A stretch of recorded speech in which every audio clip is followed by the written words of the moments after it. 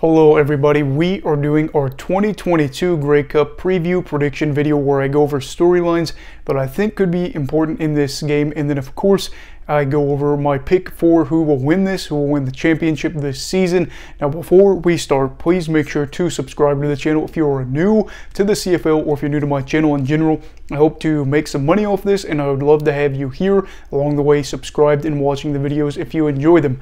Now let's get into it, where you have the Toronto Argonauts, the 11-7 champions of the East, taking on the 15-3 Winnipeg Blue Bombers, champions of the West. How did they get here? Toronto got here by winning the regular season division title, and then they hosted the Montreal Alouettes in the Eastern Final where they beat them. They had a little bit of a scare, but they held on, and then of course the Blue Bombers finished first in the West, and for them, they hosted the BC Lions in Winnipeg and were able to win that game pretty convincingly, I'd say 28-20, and they will meet again. This has been a long time since these two have played each other in the Grey Cup. It's been a minute, but they do have a history of meeting each other in the championship game. Now, let's talk about some storylines for this game. You know, the most important one is going to be Andrew Harris. Andrew is a player that has had success wherever he's gone for the most part. You know, I could say Toronto hasn't gone very well this season, but with the Lions and the Bombers, he had a lot of great moments, and he will win a third straight championship if he is able to win with Toronto. But the big thing is, how is this going to go between him and his former team? Harris was one of the guys you love to see on the Blue Bombers if you're a Winnipeg fan, and he brought a lot of passion, was a good running back, and was able to be there for their 2 championships. But he wanted a lot of money, he was older, health was a concern. You know, he's a guy that if you're paying him a lot of money, you need him to be able to play in all those games. And that was kind of the point where they said Brady Oliveira is probably going to be our future, and so far so good there. I am really excited for this matchup. He had a great game against the Alouettes in the Eastern Final. Would love to see how he does against his former squad now. He knows probably some of the tendencies of his former teammates, and I'm sure they will talk about that going into the matchup for his team, about what the other team, the opposing team, his former team, does defensively, some things that might give away what their plans are there. Also, another guy that is very well known for his antics, and you know, just kind of what he does, Brandon Banks. He is looking to get some revenge over the Winnipeg Blue Bombers. He has been to 4 title games, I'd like to say. I think it was 4 with the Hamilton Tiger Cats. Has not come away with a single championship. He would be looking for a title here, and maybe this would be the end of his career, kind of like him and Harris. They're a little bit older. They didn't produce as much as we expected them to, or we have come to expect from them in recent years. And this is a player that would love to have a revenge game over this team that has cost him 2 championships now. They are going to be in a spot where Winnipeg would love to get a big hit on him, whatever the case may be, but Banks would love to take over and have a good possible finalized game. I'm excited for that. But also, health is going to be a very, very big factor in this one. Zach Collaros' health is going to be a big talking point here. He had his ankle dinged up in the Western Final, wasn't able to finish that one out. His teammates are joking around saying that he's good, but that is just one of those things where they're probably either lying or they're just trying to lighten the mood because they don't know themselves, or at least at the time they didn't know. Collaros was just named the most outstanding player for the season and is an experienced veteran that has been there to get them to 2 championships and to win both of those championships after the Blue Bombers as a franchise could not get over the hump for nearly 30 years. If he is hurt and they cannot throw the ball very well and they have trouble running the ball, that could be a big issue, because you'd probably be looking at Drew Brown, I guess, would be the quarterback. But either way, this is a championship game. They are not going to take him out unless he is, you know, on the field, and down on the field, I should say, and not able to get up, something like that. Is that ankle going to be an issue? We will see early on. My guess is they're going to tape it up really tight.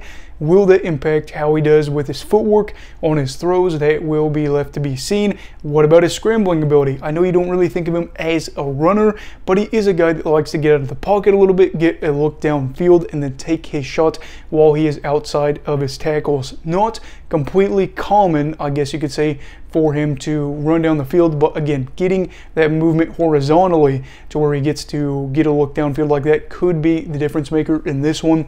Also for the Toronto Argonauts, Wynton McManus, is he going to be healthy? He was hurt in the Eastern Final against Montreal. I couldn't really find anything on whether or not he was going to miss this game or if he was going to be available this game. Whatever the case is, I would say this is going to have a big implication for the Argos, as he is one of the up-and-coming linebackers in the league. I think he has already made his presence very well known.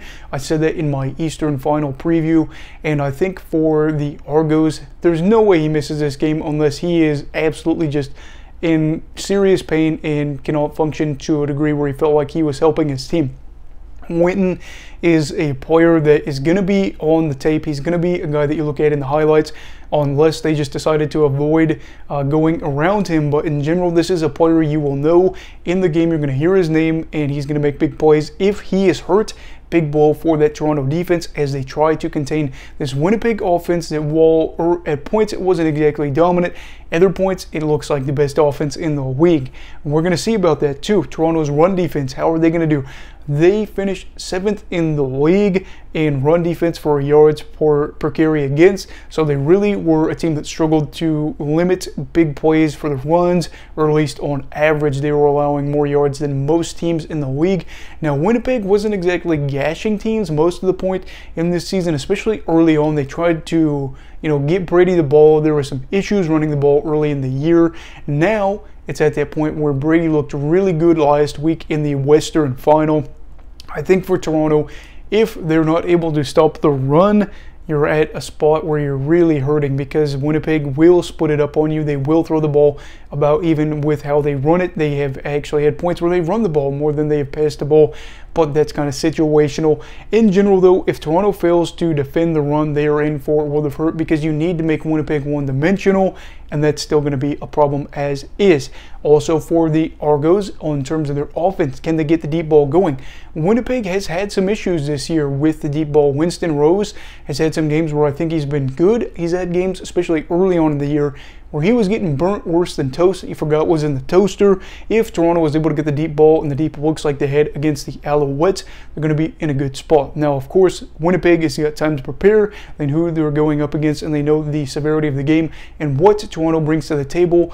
I think McLeod Bethel-Thompson does have a good deep ball. I think for him, a lot of people, including myself, have doubts about what he is as a quarterback for their team. But I will say this about him. If he has a clean pocket, he can deliver the deep ball, absolutely. Like I said last week, though, in my recap of the Argos-Als game, the biggest issue he has is leading his receiver on the deep balls in that game. Had his timing a little bit better, then they probably would have been able to connect on even more. But you'd probably like him to lead the receiver more than to leaving it trailing behind, because then the DB can catch up. So I'm not going to argue there unless there was a safety or something like that over top. If Toronto is going to be hemmed in, that is going to be a big problem for them offensively. As for my final storyline, we're going to be talking about head coaching experience. Ryan Dinwiddie is only in his second year as a head coach in the CFL, and this was his first playoff win this past game against Montreal. They had lost against Hamilton last year in the Eastern Final, but here they are in their first Grey Cup in the Dinwiddie era. What is he going to bring? Of course, he is an experienced coach in general, but there has been points where Dinwiddie has looked flustered in his time as a head coach. And for him, he is going to be handling a team that's looking to become a dynasty for this week. And this is a game where he's going to have to showcase what makes him a head coach that you would like to have for your team. As for Mike O'Shea, I mean, there's not a lot to say here. Mike was a guy early on in his tenure with Winnipeg, almost got fired. But in recent years, especially, I'd say 2017 was 2017 when they made it to the playoffs. Might have been 2016. That is when people, I think, started to turn a little bit. I know 2019 people were still on the fence saying if we can't get this thing going, then it's time to let Mike go. Matt Nichols, of course, was a big talking point of that. But O'Shea is here now with 2 championships under his belt. He's got plenty of playoff wins with his team. And the Blue Bombers, I mean, they've got the swagger. They know they can do it. And they're going up against a squad that is not been to the title game since 2017 and looks vastly different compared to that time. Winnipeg looks pretty similar to what we saw from them last season, and of course last season they won their second division title. Of course they did too, but their second championship. So for this game, I'm going to be picking the Winnipeg Blue Bombers. Of course, they are in a great spot. The receiving core looks healthy. They've got Johnny Augustine should they need to go with him instead of Oliveira. Drew Brown has shown promise in his time as a quarterback. Of course, that is considering if Claros' ankle is totally shot. But in general, I'm saying that Winnipeg defensively will probably be able to handle the running game of the Argos. Tough to say with the conditions. I really think Harris could have a big game, but you're probably looking at matchups here. They're okay with probably letting Banks get his looks because he hasn't been a threat this year for the most part, but we will see. I'm going to say Winnipeg etches their name into CFL history and becomes another CFL dynasty. This is going to be their third straight championship.